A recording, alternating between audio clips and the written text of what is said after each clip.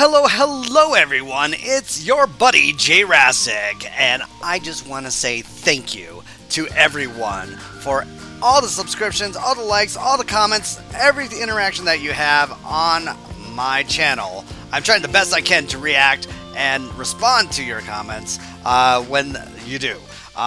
So once again, thank you so much for everyone's interactive within this channel.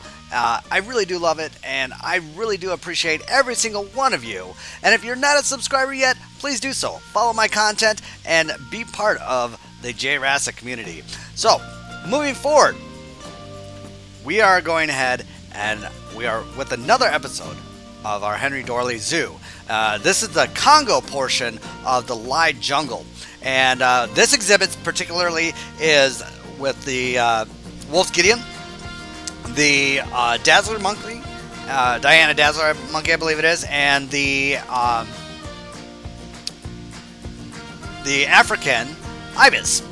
And as you can see, I'm not using as much of the faux rock anymore. I'm using a lot more of that rainforest wall piece that was created by Sib with his European, the European Nocturnal Pack, I guess he calls it, or whatever the case is. Honestly, if you haven't checked out that mod pack yet, you gotta do it.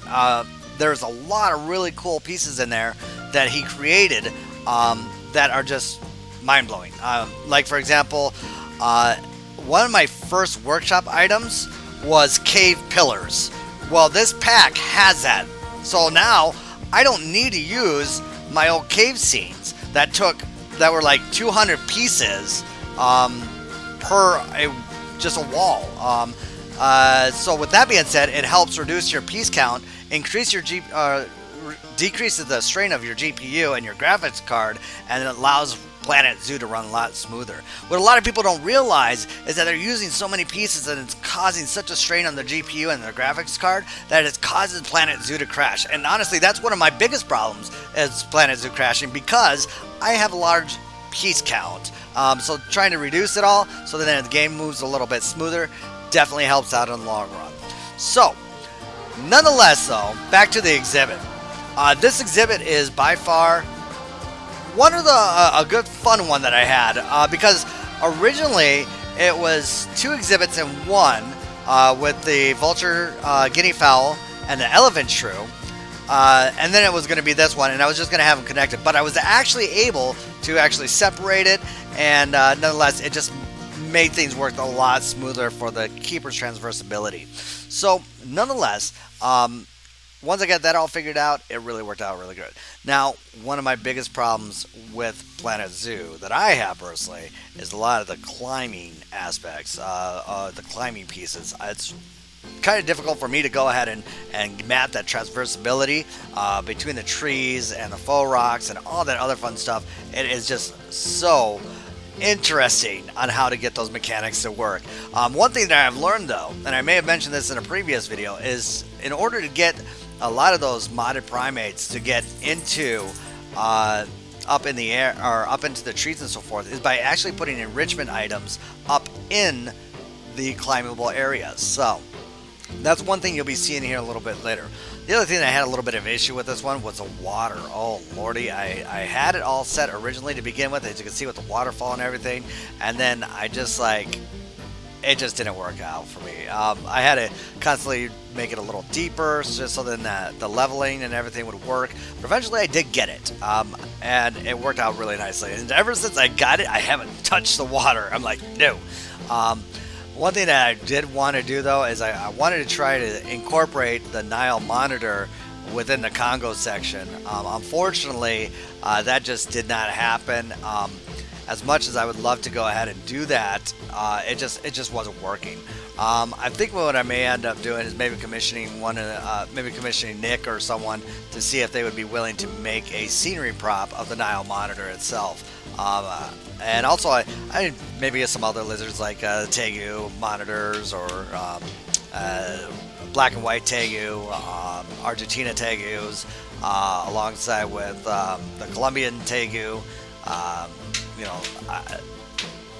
white-throated monitors and stuff like that, because the Omaha Zoo actually has a pretty large collection of monitors, tegus, and other reptiles that obviously are not available in our game. So we'll go ahead and see what that all entails and how that will happen here soon. So if at all, if it happens. So other than that though, back to the mechanic climbing, one thing that I tried to do was actually maybe kind of had them go outside the exhibit above it. I saw a couple of videos of, there was a video of a red panda exhibit where they actually made the traversability and did some climbing outside of the exhibit. And I'm still trying to figure out how they did that. But basically they just took climbing pieces and put it above and over the exhibit, and they just walk around on the exterior above the guests and everything. And I thought that was really cool. I wanted to try to recreate that same thing to a certain degree. Unfortunately, it didn't really work out too well. In fact, whenever any of the monkeys go to that particular spot over there, they just get boxed up. So that's one thing that we're going to probably have to reconfigure at a later time. So now the next thing I noticed, I really wanted to make sure it was the foliage and work and everything was on par. Unfortunately, there's not a lot of foliage inside this exhibit at the Omaha Zoo. I mean, there's a little bit, there's some bamboo or something like that, and some fake stuff, but I wanted to give it a little bit of a better feel.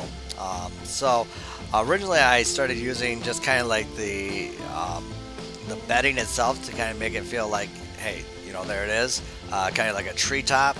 I still wasn't really liking it. I wanted a little bit more. So what you're about to see here after we get some animals in here is basically I took some trees and actually kind of incorporated it into the faux rock and so forth, and that really, in my opinion, looked pretty decent. So yeah, as soon as we get those animals in here, I put quite a few in there to begin with, just to see exactly how well the computer would take large amounts of animals here. So, but yeah, so after I wanted to create those sleeping areas, so forth, just like you're seeing right now. And there are the animals. There we go. Alright, perfect. I was kind of wondering when those were coming. I'm like, didn't I order those a while ago? It's like ordering things on Amazon.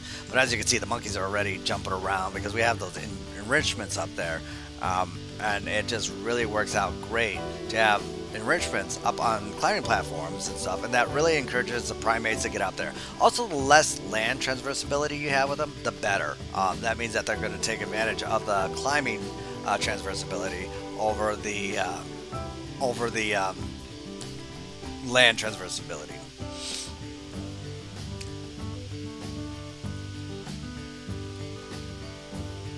Alright, just getting some more animals in here, obviously. I probably could have just cut this whole area out. As you can see, I'm putting in quite a few in there. There's definitely a large amount of monkeys or primates in this exhibit, so I wanted to kind of recapture that. But I noticed the more that I put in there, the less they moved around, especially with the climbing aspects. So, but I will say that the climbing mechanics does really work very well in here. So. And here we were taking my good old billboards that we use and just putting in custom billboards as well. Now, one thing I will say with these, when you use the TVs, make sure, as you notice, the whole exhibit highlighted green for a minute there. That's because of the fact that it went ahead and targeted that particular exhibit. So when you do that, it kind of focuses the guest's attention to that exhibit. And what's nice about those billboards or the TV monitors and everything is that you can actually go ahead and do that throughout your park to kind of bring more guests throughout your park. So you may notice that there's a bunch of people in one section of the park, and if you want to bring them to the other section, put some advertisements focusing on that. Now, the one thing I did notice with these dazzler monkeys and the wolf Gideons is that they kind of do these weird little lip thing. Yeah, you kind of saw brief clips. Yeah, it looks like they're gearing their teeth and whatnot. It's kind of unique. It's kind of a warped smile. And then, of course, we got to bring in our birds. Can't forget about our birds. So, nonetheless, you can see it's really moving along here, and I'm really enjoying every bit of it here. And for whatever reason, their videos just stopped there. Okay, there we go. I was wondering why it was taking so long, why it just kind of froze there for a second there. So, nonetheless, I kind of pre-record these videos and then do a voiceover. It's double the amount of time, but at the same token, it kind of gives me the ability to go ahead and take a look back and see what I could have done different. In fact, there's a lot of times when I'm watching these videos, I'm like, "Ooh, I should have done that," or "Oh, I noticed this is kind of weird." Like when I was watching this, I noticed that they kept on getting boxed up over and over again. So that itself was pretty crazy. So, but all right, folks. Well, once again, thank you so much for subscribing. If you haven't yet, please do so. If you don't, I totally get it. You're not. I mean, it's not going to hurt my feelings if you don't. But at the same token, it would really help me out and growing this channel to make this to provide more content that you would enjoy seeing. So if you like the build, make sure you like this video as well as subscribe. Hit the notification button if you haven't already. As we're gonna go, I'm gonna go ahead and leave it off with this little Ibis doing some little water jig. It looks like. I think that kind of gave me the idea to maybe try and put it in the shallow in there. But anyways, make sure you stick around for the walkthrough here in a few seconds.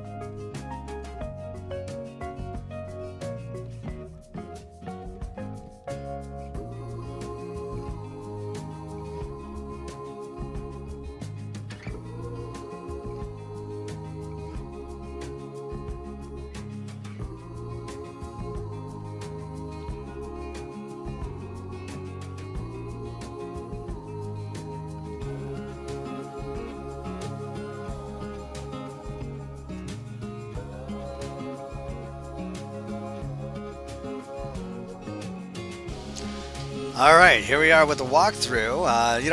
And I'm just not going to talk too much about it because, honestly, there isn't much to say. It's just absolutely an all-around really nice exhibit. I love the rock work that I did with it, along with the foliage, the combinations of the animals. All in all, I think it was just an exemplary ability to show exactly how well Planetzoo is able to allow you to recreate your favorite zoos and exhibits. So, till that, I'm going to leave it off right here with a few minutes left of this video for you to enjoy prancing around with some Dazzler and Wolf Gideon monkeys. Till next time, ladies and gentlemen, don't forget to like this video and subscribe if you haven't already. And until next time, build, play, and enjoy. Goodbye, everyone. This is Jayrassic, signing out.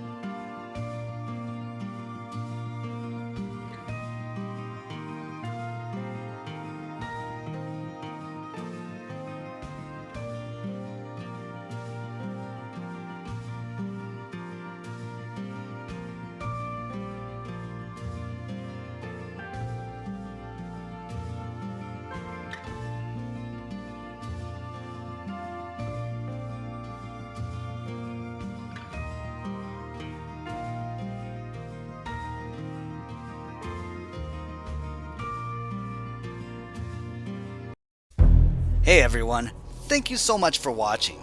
Did you enjoy this video? It would really mean a lot to me if you smash that like button to let me know. Also, don't forget to subscribe and click that bell icon for future video content and notifications of uploads. Also, leave a comment below on what you like about this video and what you'd like to see in the series. You can follow me on Steam, Twitch, and Discord. Till next time, build, play, and enjoy.